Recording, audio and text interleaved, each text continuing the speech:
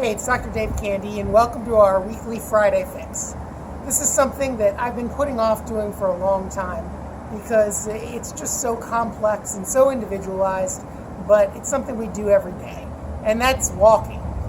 We teach people in their 50s, 60s, and 70s how to walk pretty much every day in Movement for Life. And, again, there's a lot of individual variation. So it's hard to give you an exact, this is how you should walk. But we're going to do kind of the basics that work for most people to give you the best chance of being able to walk without back pain, without hip pain, without knee pain, without ankle pain. So we'll get started here. First, it all starts from your standing position. So you want to have a relatively neutral spine when you start, which means roll your pelvis underneath of you, get your back to where your spine is straight. It'll probably, if you're used to standing like this, feel like you're slouched over. It's okay, you're not. Since you're so used to being back here, being kind of in a normal position probably feels like you're way over like this. But start out getting your spine in a neutral position, hips rolled under, spine straight. Then to start out, you start by leaning forward until your body weight almost makes you take a step or you're going to fall.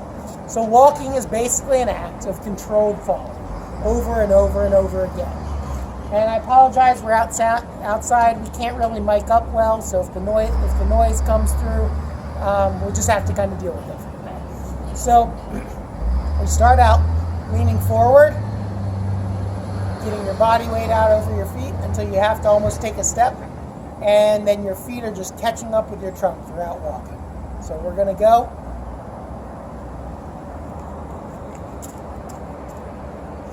Again, we'll come back this way, trunk in front of the feet. So if your feet stopped moving, you should actually fall forward. Now that seems scary, but why that's actually better is that when you heel strike, the way that a lot of Americans do, your weight is going back this way, but you're trying to move your force that way. So that requires a lot of force from your hamstrings, which is one reason why many Americans have tight hamstrings, along with sitting with their knees bent all day. So again, roll the pelvis under, get the back in a neutral position, lean forward from the ankles until you have to take a step. Now we're going to pay attention to the feet. Again, most Americans heel strike.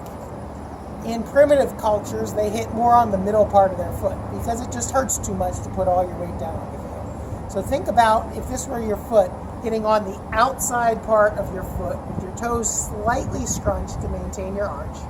Then as you step through, that weight is going to shift over towards your big toe so that you push off the big toe. And what that kind of looks like without taking a step is that you hit slightly more on the outside of the midfoot, maintain your arch through stance, and push off the big toe. So it's almost as if your foot is doing this throughout the walking cycle. So we're going to start out, roll under, spine straight, lean forward from the ankles, and step hitting on the outside of the foot, pushing off the toe. Lean forward, step.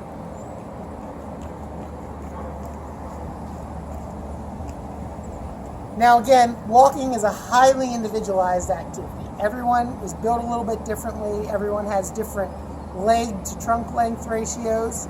Everyone has a different foot type. Some people have a more flat arch. Some people have a naturally more rigid high arch. If you'd like to learn how you can walk better without knee pain, back pain, hip pain, or ankle pain, then we'd like to offer you a free walking evaluation at Movement for Life, where we'll come in, examine your gait, examine your posture, and let you know what can be done to help you walk more comfortably without pain. Thanks, and have a great Friday.